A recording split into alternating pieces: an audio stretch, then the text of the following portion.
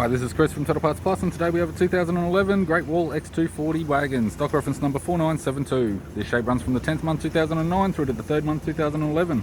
It has a 4G69 2.4 litre 4-cylinder petrol engine backed by a 5-speed manual 4-wheel drive transmission. 4G69 2.4 litre 4-cylinder petrol engine.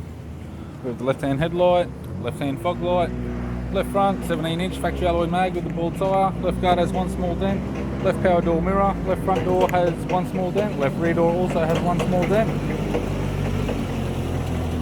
We have the left hand lower tail light, left hand upper tail light, right hand upper tail light, right hand lower tail light.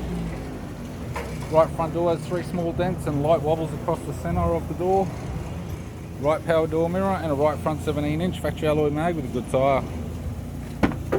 We've got the driver's side door trim, power window master switch. This vehicle is fitted with black leather interior, 5-speed manual gear shifter, climate control heater controls, factory touchscreen CD player, interior mirror, courtesy lamp, left hand sun visor, right hand sun visor, instrument cluster, and a tidy 4-spoke leather steering wheel with audio buttons.